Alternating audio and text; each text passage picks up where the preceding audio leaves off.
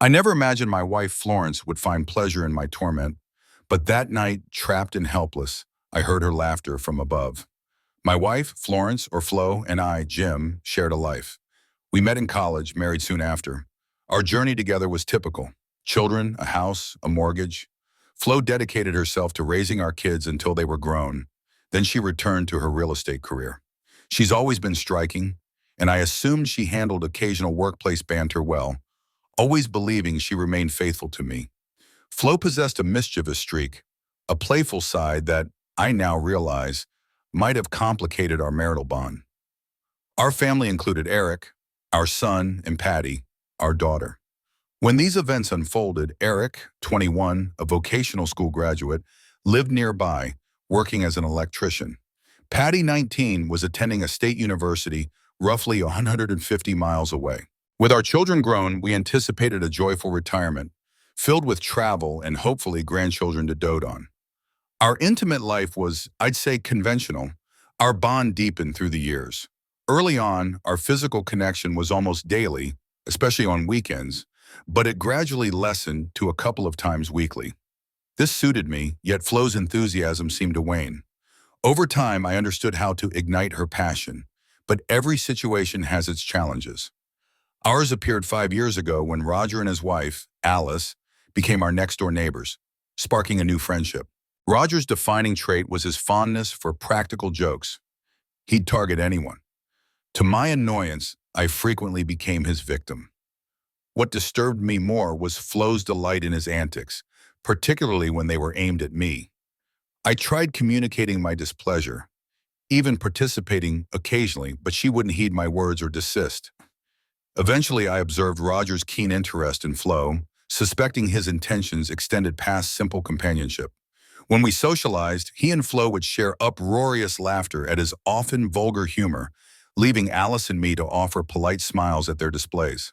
In public, I sensed Alice shared my dismay over their conduct. I distinctly remember a beach day when Roger ridiculed some passing boaters, and to my shock, Flo joined in. Alice and I were aghast at their brazenness, but our objections were ignored as they chuckled loudly in unison. Just before the ultimate revelation, I felt things were escalating. We were visiting Roger and Alice. Alice and I relaxed in the backyard while Flo joined Roger inside to fetch beverages.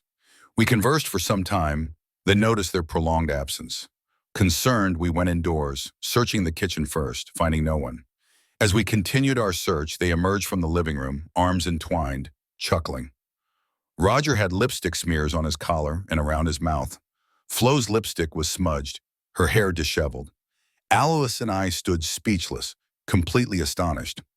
"Hey everyone, apologies for the drink delay. I was showing Flo my art," Roger stated, seemingly oblivious to their appearance.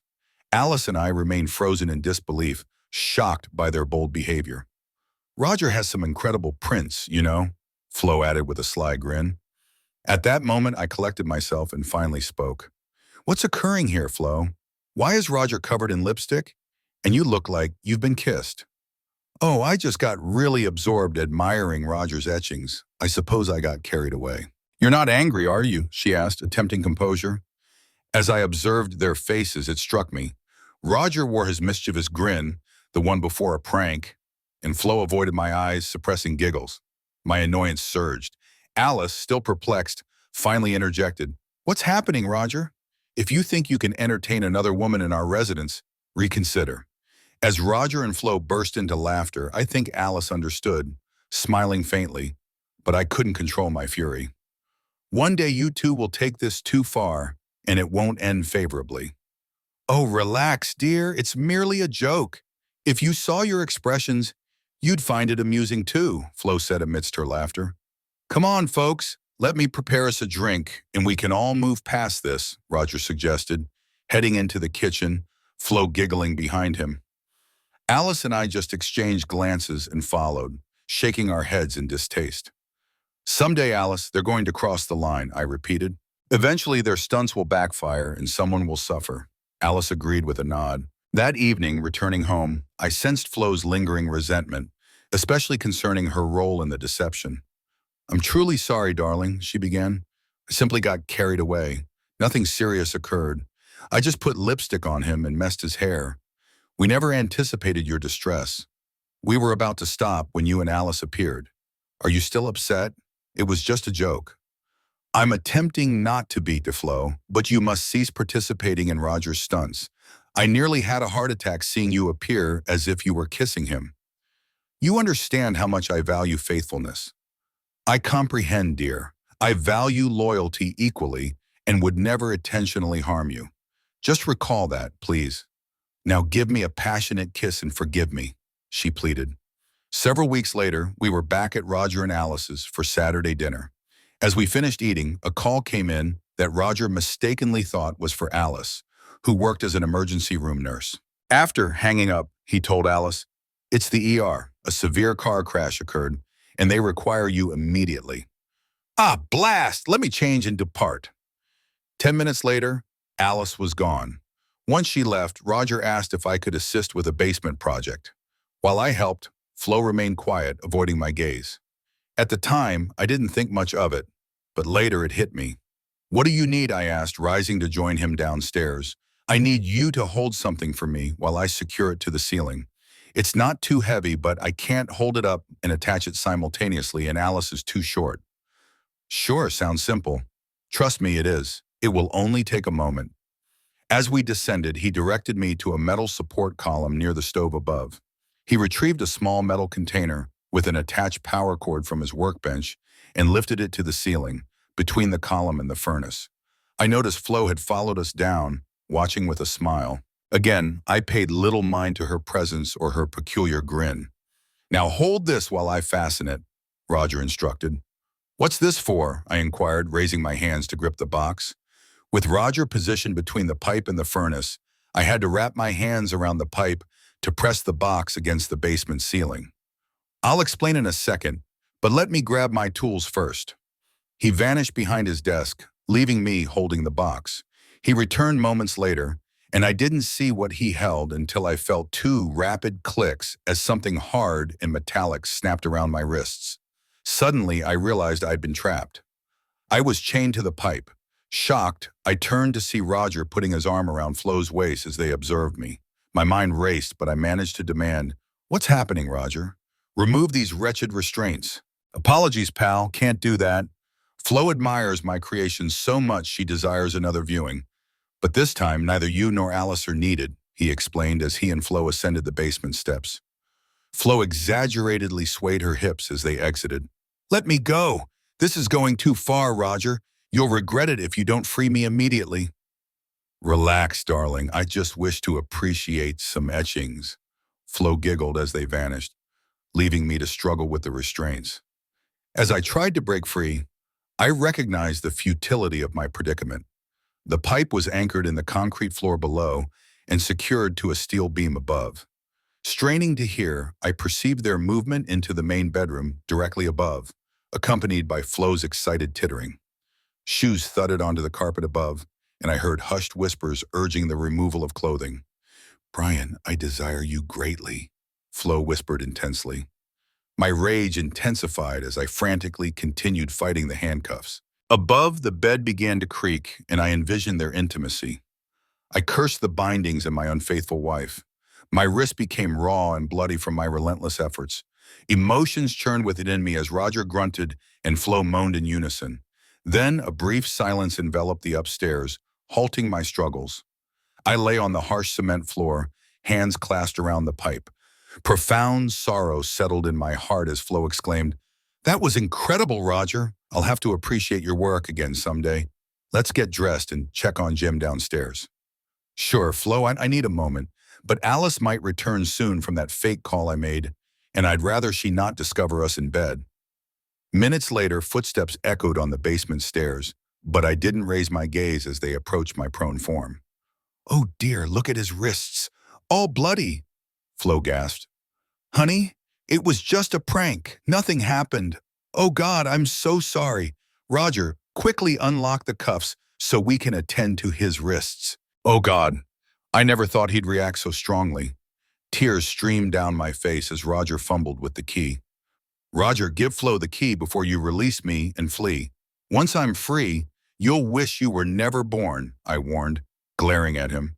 He met my stare silently, passing the key to Flo as he moved towards the stairs. Fear flickered in his eyes as Flo began unlocking the cuffs. Once the restraints were off, I heard Roger's truck revving, tires screeching as he sped away. Rising to my feet, I looked down at Flo, still cowering on the floor, terror etched across her face. You'd better find another place to stay tonight, or I could seriously hurt you. Call before you attempt to come home. Tears poured down her cheeks as she comprehended the depth of pain she'd inflicted. Oh, honey, I'm so sorry. It was just a prank. We didn't do anything.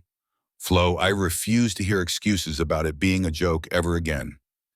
To me, it's as if you cheated, and that's all that matters now. From this point onward, I'll treat it as betrayal. Expect a call from my attorney soon. We are finished, I declared, turning and ascending the stairs. No, Jim, please, nothing happened, she cried from the basement. What do I tell the kids? I didn't respond, heading towards the front door. Just as I was entering my vehicle, a frantic Alice pulled into their driveway. Where is my worthless husband? There was no collision, and I didn't need an ambulance, she exclaimed, stepping out. Suddenly, she noticed my wrists. What occurred, Jim? My goodness, look at your wrists. Let me bind them for you. Roger and Flo played another trick, I sighed. Alice, they've crossed the line this time. I'm divorcing Flo. Oh God, what transpired? You'll hear it from Flo and Roger. I'm heading home to care for my injuries. Once there, you can inform my unfaithful ex-wife that her belongings will be on the porch. If she desires re-entry, she'll require a court order. Oh God, what did they do? Alice wailed, rushing into the house distraught. I entered my car, my fury simmering. Arriving home, I cleaned my wrists with antiseptic soap, applied ointment, and carefully bandaged them. I packed Flo's possessions into plastic bags, placing them outside. Ignoring the ringing telephone, I focused on the task. After securing the house, I undressed and lay in bed, sleep eluding me despite exhaustion. In the morning, the phone rang again, but I chose not to answer. After showering and eating breakfast, I changed my bandages. Around 10 o'clock, the doorbell chimed and I saw Alice. Inviting her in, I gestured for her to enter. They truly went too far this time, didn't they? She observed as she stepped inside. Regrettably, yes, I responded. What's your strategy? She inquired. I informed her I was initiating divorce proceedings, yet they maintained nothing had happened, calling it just another one of their jokes. Flo genuinely wishes to speak with you, Alice mentioned. My perception is that it happened, and as far as I'm concerned, that's reality. I'll arrange a meeting with a divorce attorney first thing Monday, I replied calmly. You're incredibly upset, aren't you? Can't you wait until you've calmed down before making such a drastic choice? You've invested almost 24 years in each other. Don't you want to salvage anything, she reasoned. I won't tolerate betrayal. I've cautioned Flo many times, and in my view, she betrayed me. It's over, I declared. But they insist nothing actually occurred. They just made it seem that way, Alice argued. Their words aren't proof. It felt as though it could have happened, I explained, and they can't prove it didn't, so I must trust my perception that it did. She showed me no respect, I stated firmly. Can't you defer and seek therapy? Flo's heartbroken by this, Alice pleaded. I warned her previously, but she didn't listen, I countered. I've made my decision. Let the lawyer handle it. If you are content with Roger's involvement, that's your choice. But he better stay away from me, I concluded. I haven't decided what to do about Roger yet, but I hate to see our friendship end over this. Roger feels truly sorry and wants me to convey his sincere apologies to you. Make it clear that our friendship is finished, I insisted. Although I'd like to remain friends, Alice, I think it's best if we don't see each other while you're still with him. Is there anything I can tell Flo to give her hope for your forgiveness? If she can prove she didn't sleep with Roger, I'll consider it. I don't trust Roger or her claim that it was merely a joke. I feel like it happened, and that's sufficient for me. Okay, Jim, I'll let her know. I'll miss you. I'll miss you too, Alice. Let me load Flo's things into your car so you can take them to her. I assume you still have it. She's moving in with her sister this afternoon. Her sister lives across town. She's a widow and lives alone, so there's room for Flo, perhaps indefinitely. After loading Flo's possessions into Alice's washer, I waved her off, then returned inside. First, I contacted a locksmith to change the locks. It occurred to me that if I went to work Monday and Flo changed them, I'd be locked out. I arranged for the locksmith to come the same day, then unplugged my phone and switched off my cell. I dedicated the entire day to household tasks until the locksmith arrived. Once he left, I got into my car and drove to the local supermarket, stocking up on a few frozen meals to last about a week. Returning to my now empty home, I couldn't shake Flo's absence after nearly 24 years together. However, my anger towards her and what she, along with Roger, had done, lingered. Around 7:30 that evening, while watching television, the doorbell chimed. Peering through the window, I saw Flo's sister, Mary, at the entrance. "Hello, Mary," I greeted, opening the door. "Hi, Jim. May I have a moment of your time?" "Of course, Mary. Come in," I welcomed. We moved to the living room where she sat as I offered a drink. "A Coca-Cola would be fine," she requested. After getting the beverages, I returned. "I assume you know why I'm here," she began after a sip. "Yes, are you here to plead for her return? If so, your efforts are in vain," I responded directly. "No," she confided. "She told me everything." "How are your wrists?" she inquired. "They're healing, scabbing over, no signs of infection," I informed her. "Flo will be relieved to hear that," Mary noted. "She's on the verge of a breakdown, especially because you refuse to speak with her. That's why I'm here, to deliver a message, or rather, a few messages," she continued. "Very well, I'll hear your messages, but I can't promise anything in return," I stated. "Firstly, she loves you deeply and regrets her actions," Mary conveyed. "All right, anything else?" I prompted. "She wants you to know she's willing to take a lie detector test to prove her honesty. It's the only evidence she can offer that nothing happened with Roger or anyone else," Mary disclosed. This proposal was a fresh thought I hadn't considered. I mulled it over for a moment while Mary watched, sipping her soda.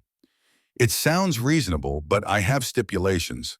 Firstly, proof she didn't sleep with Roger doesn't guarantee reconciliation. Secondly, Roger must also undergo the same test with matching results. Thirdly, I require approval from the test administrator for the questions. Lastly, I won't cover the test expenses." "That seems fair, Jim, but wouldn't you consider reconciliation more if the test confirmed their truthfulness?"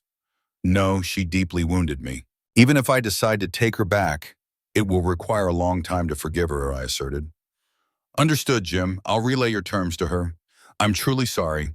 I intended to be furious with her for her foolishness when she arrived this afternoon. However, she looks so distressed that I doubt anything I could say would worsen her state. She's aware of her grave error and the pain she's inflicted upon you. I'll give her some sleeping pills to help her rest tonight. Also, she contacted your children and confessed her actions. They seemed upset with her, as she hasn't stopped crying since speaking with them. I should return to deliver your message. Thanks for the cola." "No problem, Mary. I appreciate your concern." After Mary's departure, I reflected on the situation. Some of my initial fury had subsided, allowing clearer thought about my desires. I decided to have a drink first, heading to my office where the liquor cabinet stood. Pouring myself half a glass of scotch, I added an ice cube in the kitchen. Without returning to my seat, I wandered the house, recalling our shared married life. Did I truly want to end it all? My thoughts were interrupted by the doorbell. Peering out, I saw our daughter, Patty, looking visibly upset at the front door. "Oh," I thought, she must have realized the locks were changed and her key didn't work. Upon opening the door, Patty strode inside, giving me a hostile glare. "What's with the locks, Dad, and why are you ignoring calls? I had to drive 150 miles for answers." "Sorry, Patty, I didn't mean to avoid speaking with your mother. I heard from Aunt Mary that she informed you of what happened." "Yeah, and I'm really angry with you for kicking her out just because of a prank. Can't you forgive her and let her come home?" When she called me to confess, I realized she acted foolishly. Patty, it went beyond mere humor. I had previously warned her about the pranks she and Roger engaged in, but she ignored my warnings. I couldn't gather much from Mom during our call, but I understood it was meant as a joke. What could be so offensive about that? I detailed the events, beginning with the earlier lipstick smudge prank and our subsequent discussions. Then I recounted the more serious trick, revealing the scars on my wrist by rolling up my sleeves. "Daddy, This is terrible. Is that when you asked her to leave? Yes, it seemed like they might have been intimate. It sounded exactly as they described. And I recognize your mom's bedroom sounds. Either that or they're exceptional actors. I believe they did it. That's my reality unless she proves otherwise. I suggested your mom take a lie detector test, and Roger too. If the results prove true, I'll have to trust her. But it hurt deeply that she thought I'd find being betrayed amusing. I might not be able to reconcile with her. I'm truly sorry about all this, Dad. I hope you and your mom can resolve it because I love you both, despite what she did. I'm trying to make it work, sweetie, because I miss your mom dearly, but I'm still struggling with her lack of respect for me. Okay, Daddy, I understand now that I know what happened. I'm going to visit Mom and try to calm her down. I'll probably stay at Aunt Mary's tonight, and I have to return to school tomorrow. Please turn on your phone so I can reach you. Eric also wants to speak with you. He's working upstate and tried to call you after Mom contacted him.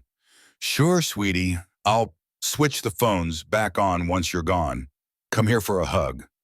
I embraced her tightly, feeling how much she resembled her mother, which was both comforting and unsettling. I cherished her deeply. She'd always been my little girl. Goodbye, Daddy, she said, opening her car door. I waved as she drove off, then returned inside, resuming my solitary drink and turning my phones back on. A couple of days after Flo's sister Mary visited, she called to inform me that Flo had agreed to my terms for the polygraph test, and Roger had also consented. Roger offered to cover his test's cost as a gesture of remorse for his role in the prank. Mary also provided me with the contact information for the testing supervisor. My anger towards Flo for her involvement in the prank had somewhat lessened, but I felt profoundly dejected. If she genuinely loved me and hadn't been physically intimate with Roger, how could she participate in such a demeaning joke? I began to consider the possibility that her affection for me had diminished, despite her claims of wanting reconciliation.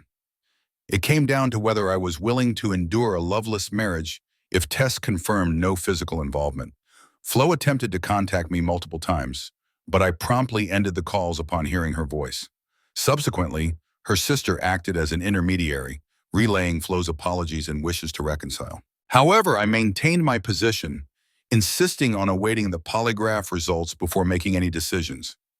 During this period, our son Eric fervently urged me to forgive his mother and allow her to return home. Despite my efforts to explain the situation and the hurt her actions caused, he struggled to grasp my pain and persisted in his plea for her return. I realized our bond might strain if we divorced. Thankfully, our daughter Patty showed more understanding and support for my situation. After Mary provided me with the test administrator's contact details, I reached out to legal and law enforcement contacts for insights. Reassured by their recommendations, I scheduled an appointment with the administrator, confident in his ability to conduct an impartial test. The following Monday, I discovered that Flo and Roger had already contacted the test administrator, Jack Heron, and scheduled tests for both of them in 2 days. They designated me as an interested party, authorized to control the questions asked. I informed my boss the next day about needing personal time and visited Jack Heron's office. After explaining the situation to him, we discussed the questions he would pose to determine whether Flo and Roger had engaged in intimate activity. Jack assured me that he would ask the same questions to both parties, compile their responses, and provide a final written report. He agreed that matching test results from both would confirm no intimate activity. Had this not been the outcome, trust in Flo might have been irreparable, leading to inevitable divorce if the tests indicated deception. Returning to work, I felt more confident that clarity regarding any intimate involvement would soon emerge. Yet, I acknowledged challenging decisions lay ahead. Over the next 3 days, I adhered to my usual work routine, staying late to avoid returning to an empty home. Evening meals were taken at a nearby diner, followed by whiskey at home, where sleep was elusive. The absence of Flo's warmth and love weighed heavily on me. Before the morning of the test, uncertainty lingered. However, a clear polygraph report would pave the way for Flo's return, with the assurance that she'd refrain from any more insensitive pranks, especially after seeing how deeply the last one affected me. The calm shattered when the phone rang just after 11. It was Alice. "Jim, it's Alice. I discovered something significant. Roger is at the testing center. Can you come now? Her tone sounded ominous, compelling me to rush next door. Following our usual routine, I entered through the front door and heard Alice's voice from the office. Inside, I found her at her desktop computer, wearing a troubled expression. Jim, you need to see this. I pulled up a chair beside her. Jim, Roger has been acting furtive since Tuesday. A couple of times, I caught him quickly minimizing something on the monitor when I passed by this doorway. Also, he tends to exit the room when he's on the phone. I'm quite sure he spoke to Flo yesterday. This is my first chance to check our computer without him around. With that, Alice clicked the Google icon, revealing his search history since Tuesday. My blood ran cold as I scanned some of the research. There were 4 different searches on how to manipulate a polygraph. Alice and I sat side by side, reading through many pages her husband had browsed. After absorbing enough, we retreated to her living room to discuss our findings. Our conversation continued until we heard Roger's car pull up outside. As he entered and greeted us with a wary look, he took a seat on the couch opposite Alice and me. If I hadn't been observant, I might have missed the slight limp as he favored his left leg. This was all the confirmation I needed. Roger, I believe you passed the test with flying colors. Honestly, I had a hunch nothing improper occurred that day, I remarked, catching Alice's puzzled glance from the corner of my eye. I realized I hadn't shared my plan with her yet. I spoke up. If you promise that you and Flo will never pull another stunt like this again, I'm willing to let bygones be bygones and shake hands, perhaps even skip reading the report altogether. Relief filled his face as he gave his word. With a smile, I rose from my seat and approached him. As he extended his right hand, I took a step closer, firmly planting my foot on his right leg. The anticipated discomfort failed to register. Instead, his face drained of color as he let out a piercing scream, collapsing back onto the couch. Frantically, he used both hands to free his foot from under mine, eventually tearing off his shoe. Alice and I watched as the shoe came off, revealing blood-soaked socks. He continued to groan in pain. Glancing sideways at Alice, I saw her discomfort at the sight of blood. Keeping my gaze on her, I smiled as I noticed her realization, connecting our earlier reading with the wound on Roger's leg. I won't bother with the report because I know it will be nonsense. Did you nail your shoe to press on it while answering their security questions, trying to mask your lies? It had to backfire eventually, didn't it? Trying to induce perspiration and a faster heart rate with innocuous questions, making the results appear truthful, I concluded. The anguish on Roger's face softened slightly, giving way to a look of despair as he glanced between me and Alice. Yeah, I did cheat, and I showed Flo how to do it, but not for the reason you're thinking. Seriously, man, he confessed. All right, Alice, brace yourself, I remarked as we both resumed our seats, and Roger gently applied pressure to his soul to staunch the bleeding. Observing Alice's disapproving expression at the mess on the floor, I briefly considered suggesting she make him clean the carpet with her tongue. To his credit, Roger remained silent, offering no attempt to dramatize this new disclosure. We didn't know what questions you posed to the examiner. What's so complicated about asking if we had intercourse? I interjected. Sure, we probably would have aced that one, but we were concerned you'd delve into something more subtle. Like what? I prodded further. Well, has our conduct always aligned with the standards of a marital relationship? Roger began, but before he could finish, Alice angrily interjected, indicating an obvious negative response to that query. Why else would you guys go to the trouble of sticking a damn nail in your shoe before the test? I pressed on. I'm guessing the fact that you arrived with the nail still lodged inside means you forgot to bring extra shoes or a pair of pliers. Planning ahead has never been your strong suit. Has it? I added, addressing Alice as I spoke. Please, honey, I didn't want to lose you, Roger pleaded. And Flo certainly didn't want to lose Jim. So, dear husband, when and what did you do that wouldn't measure up to the standards of a marriage? Alice inquired, her tone stern. Roger shifted uncomfortably in his chair and responded in a subdued voice. It was that day we pretended to be fooling around upstairs. We were just jumping on the bed. As you can imagine, we were both fully clothed. He hurriedly clarified, explaining, we were bouncing on the bed, causing it to squeak. I can't even recall who started it, but somehow we began touching each other through our clothes. We both found it enjoyable. We were incredibly foolish. I felt somewhat perplexed. I pride myself on being a good judge of character, and this felt genuine. If not, Roger is exceptionally skilled at inventing excuses on the spot. I glanced at Alice. "Is this satisfactory?" I asked. "Not even close," she retorted. "This pair has demonstrated such proficiency in deception and scheming that I am far from convinced." Alice continued, "Roger, tend to your leg, apply some antiseptic, bandage it, and then I suggest you leave. I need time to contemplate, plus there's the matter of cleaning up yet another one of your messes." Alice snapped, indicating a stain on the carpet near Roger's foot. Despite Roger's acting skills, the look of dread on his face betrayed his deep concern about his marriage's fate. "I have a video, Alice," he blurted out suddenly. "What?" I exclaimed simultaneously. We sounded like a strange duet. "I installed a camera in our bedroom before we restrained you in the basement. I recorded everything," Roger confessed before I could react. "Then why the hell didn't you mention this a few days ago?" I demanded. Roger didn't need to answer that. If the video showed them pleasuring each other, even fully clothed, it wouldn't be something two spouses, eager to reconcile, would want to share publicly. Personally, I firmly believe infidelity's boundary extends far beyond actual physical acts. Any form of intimacy, including a simple kiss, constitutes crossing an unacceptable line. I intended to, but Flo feared your reaction. We instructed Roger to attend to his leg, then present the video.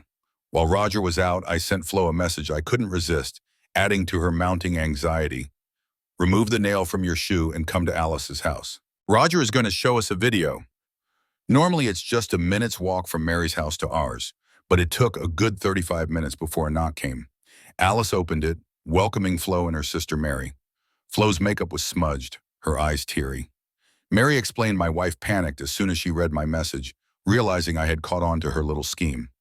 Flo appeared far less composed about the test results than Roger did upon his return. Mary simply glanced at me, raising her eyebrows at Flo's self-destructive behavior.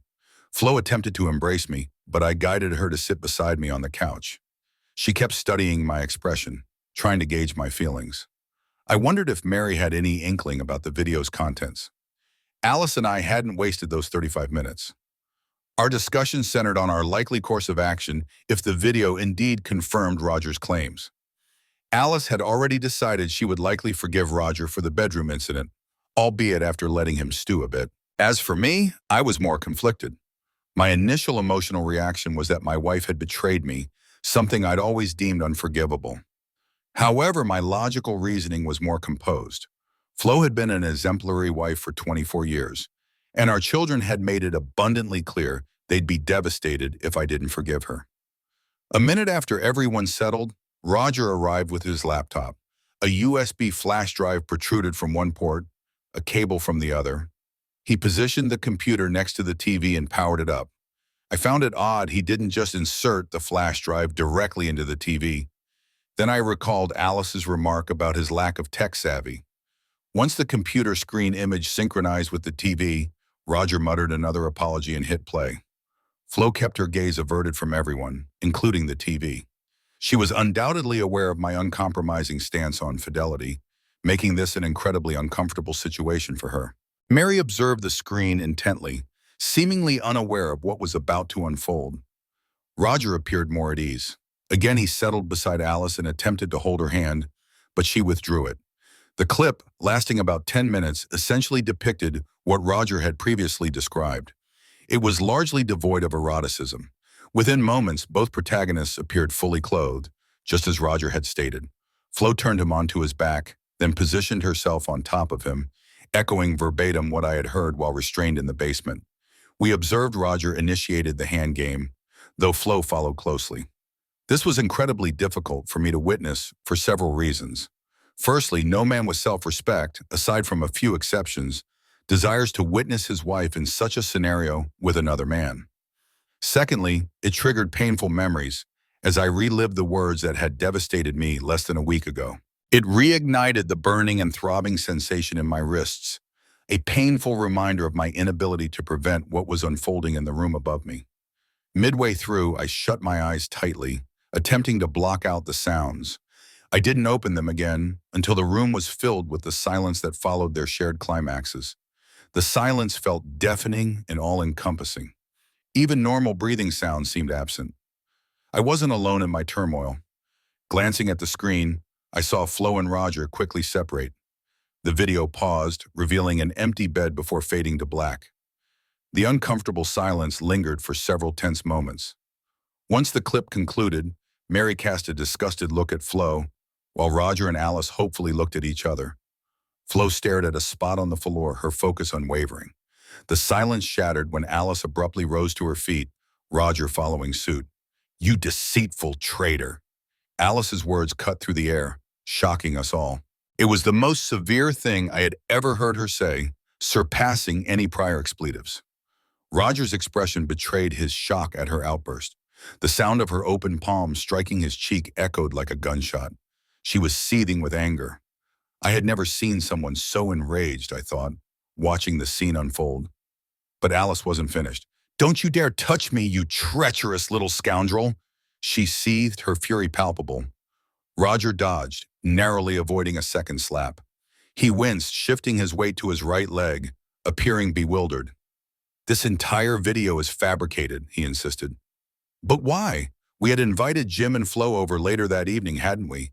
We were planning to relax on the patio, right?"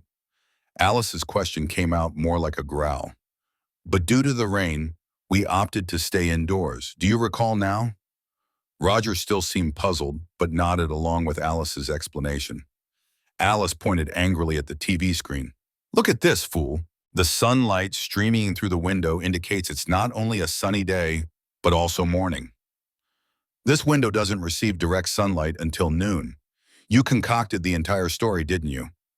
Roger's expression shifted from confusion to horror. That was all the confirmation I needed of their deceit. The abrupt transition from contemplating forgiveness to a resolute decision was disorienting, and I detest feeling humiliated. I could and indeed concur that there might be a valid reason for attempting to deceive a polygraph. There was only one explanation. They tampered with the video. The following moments were tense. Flo let out a loud groan and fled out the door while Mary sat there, stunned. Alice advanced towards Roger, who attempted to maneuver past me, using me as a shield. I took a single stride and exerted all my force as I brought my foot down on his injured leg. Instinctively, he doubled over, and as his head reached a near horizontal position, it met my knee coming the opposite direction, causing his head to recoil, blood spraying from his flattened nose. He joined Flo in a hurried flight away from home, leaving the three of us locked in a grim tableau. Alice stood trembling, tears streaming down her face, a sentiment I could deeply relate to. For the second time in a week, the man I had loved unconditionally for nearly 25 years shattered my heart. The realization that this was the same person who had kept me hopeful between crises was doubly shocking.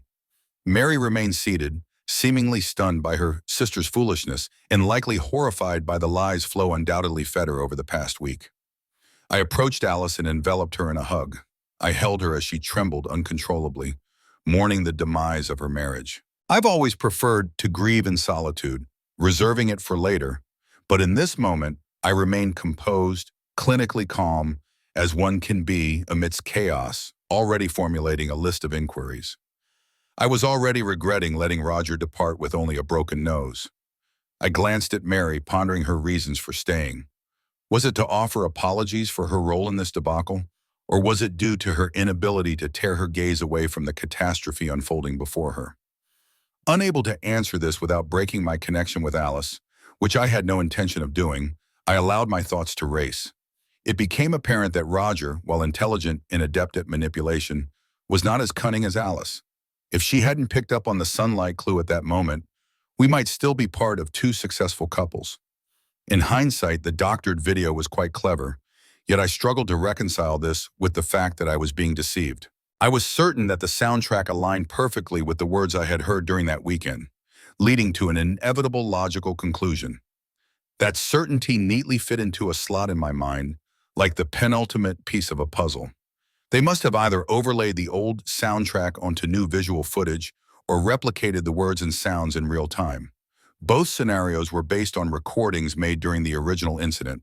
Suddenly, Roger's actions of playing the file through his laptop made sense. After giving Alice one final hug, "Well, you call it to ball, Mom," I gently lowered her onto the couch and made my way to my laptop. I breathed a sigh of relief when I found it hadn't gone into sleep mode yet, which would have required a password to regain access. How silly, I chastised myself inwardly, realizing that if it had, I could have simply viewed the flash drive on another device. My mind was clearly foggy from everything that had transpired. With my fingers deftly navigating the keys and mouse, I closed the software and opened the video file displayed on the Explorer screen, revealing that we had just witnessed myself and Flo making 8. There were also files labeled 2 through 7. Two more files caught my attention. One was titled Me and Flo Original, while the other was labeled AED Basement. I clicked on the latter, then scrolled along the progress bar about 3/4 of the way through. I found myself suspended from that cursed bar in the basement, captured by an obviously hidden camera. I closed the clip, overwhelmed by the flood of unpleasant memories. The file labeled Original was significantly larger than the others. Seeing Alice's approving nod, I pressed play. It revealed a view overlooking Roger and Alice's bedroom. The perspective differed from video 8, prompting me to dash down the hallway to compare the two views. After about half a minute of detective work, I deduced that the original camera was likely concealed on a bookshelf, while subsequent versions were probably captured by a tripod-mounted camera at the foot of the bed. Upon returning to the living room, I noted that the timer at the bottom of the screen displayed 1 minute and 5 seconds, with over an hour remaining. It was evident that Roger lacked editing skills. I fast-forwarded to 20 minutes before the end, then progressed in 30-second intervals until the action began to backtrack 30 seconds. I settled onto the sofa beside Alice, clutching her hand for mutual support. Let's just say the original version differed significantly from the subsequent ones. The only commonality was that it all commenced with Flo pushing Roger onto his back. About 25 seconds later, I heard both Alice and Mary gasp simultaneously. Due to the camera angle, Flo's face came into view as she turned her head to the side, glancing down and to the left of the camera. In simpler terms, there was a grate at floor level that opened into a channel carrying the crucial sounds of their prank to the basement below where I was held captive. The expression on Flo's face, the one that caused the gasps, was repulsive. My wife knew precisely what I endured in the basement that night, and she relished it. My supposedly loving wife took pleasure in mentally tormenting me. I battled a strong urge to vomit when Roger noticed where Flo's gaze was fixed on the screen. He smirked maliciously. He seemed too stunned to check the time, but a few seconds must have passed. We all observed as Roger turned Flo onto her back, kneeling beside her and fiddling with his belt and trousers. On the screen, Flo lifted her skirt and ripped off her underwear, tossing them aside. The remainder of the video unfolded pretty much as I had imagined it would during my time in the basement. With the benefit of hindsight, Flo's callous enjoyment of the situation likely emboldened Roger and triggered the subsequent chain of events. That being said, if I were a betting man, I'd wager that this was Roger and Flo's first encounter. The video certainly depicted how what began as a relatively innocent situation swiftly spiraled out of control. I was fairly certain that Roger realized he derived pleasure from witnessing someone else humiliated, but it was probable that Flo stumbled upon her kink that day. After the spectacle concluded, Mary inquired about the prospect of a future between Flo and me. Her demeanor suggested she wasn't optimistic. I paused for at least a minute to sort through my emotions. No, not in this lifetime, Mary. Ironically, if Flo had approached me later and explained it started as a joke but escalated out of control, as it appeared in the original video, then perhaps I would have contemplated forgiveness. However, they conspired to falsify history and outsmart the polygraph. This level of deception is beyond what I ever believed she was capable of. It makes me question how well I truly know her. What else has she lied to me about? Moreover, we haven't yet viewed all the workout videos. After her initial lapse, she returned and engaged in at least one more physical interaction with Roger. How many times did they engage in such activities during these workout sessions? Then there was the expression on her face. I'm sure you noticed it too, Mary. I'm sorry, Mary, but it's over between us. Mary nodded solemnly. Please refrain from publicly shaming her, Jim. It would only embarrass your children if you provide me with a copy of the video. I'll calmly explain the situation to mom and dad, Flo, and even your children if necessary. I agreed and expressed my gratitude. She departed sadly, but with determination in her expression. Alice had already opened the phone book to the legal section. Alice and I comforted each other for weeks. However, it became evident that any relationship is destined for painful memories, and we parted as friends. I was leaving her house late one night after once again providing her with comfort when I encountered an enraged Roger in her front yard. How could he ever hope to reconcile with Alice if I was visiting her 5 times a week? What a deluded fool. Glancing around for potential witnesses, I took great satisfaction in breaking his nose once more. I felt a sense of pride. The memory of that sadistic grin on his face just before he destroyed my marriage would have been provocation enough in the divorce proceedings. Alice practically ruined him when he demanded his share of the assets. With my full approval, she threatened to press charges for unlawful restraint, using the basement video as evidence. He cut his losses and vanished soon after. That was for the best. I might have been bluffing. I could have likely endured the public humiliation, and I wasn't concerned about Flo's reputation. But I didn't want to embarrass my children or Flo's extended family. Shortly after I gave Roger a bloody nose, about a week after the video incident, Flo reached out, wondering if my decision not to share the video with her kids, family, and friends indicated a chance for us in the future. Her message, which only included one clip, suggested she was unaware that I had seen the original. She likely assumed Roger wouldn't be so careless as to keep all the incriminating evidence in one place. The message also reminded me that I hadn't sent the clips to Mary. I hadn't heard from my children that week, but given their self-absorption, was that really surprising? This also hinted at a lack of communication between Mary and Flo, perhaps due to Mary's anger or Flo's embarrassment. I called Mary to confirm she still wanted the video. She did. It was during that same conversation that I found out Flo had moved back in with her parents. When I burned both Take 8 and the original onto a DVD, I realized I hadn't actually watched takes 2 through 7. So I did. In doing so, they extinguished every remaining soft or forgiving part of my heart, turning it into unyielding concrete. To say they both lost control would be an understatement. The same look of disgust appeared on their faces as Flo had in the original version. I almost reconsidered and sent the clips to everyone in Flo's address book before I calmed down and thought about how it would impact my children. I tried to find Roger, but he had already skipped town. No, Flo won't be forgiven, and unfortunately, Roger won't get a third broken nose. I sent all the clips to Mary with a warning that if I heard any complaints about how I treated Flo, I'd release the entire video.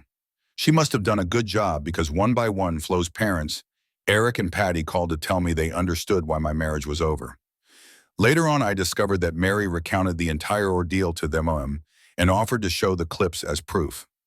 Only Flo's mother took her up on the offer, struggling to believe the narrative. She apparently became ill halfway through watching the original clip. Following this, Flo didn't contest the divorce. Through Mary, I found out she had found refuge from the toxic environment at her parents' house by renting a small apartment. I wasn't aiming to cheat her in the divorce.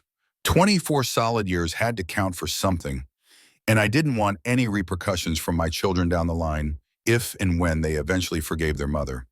Flo sent me a sincere letter apologizing for her actions and attempted cover-up. The loneliness she expressed leaped off the pages. She pleaded for forgiveness, but more to reconcile with herself. Her appeals for me to forgive her for the sake of her parents, our children, and mutual friends nearly moved me to tears, nearly. I wasn't seeking a replacement yet, but there was no shortage of single women vying for my attention.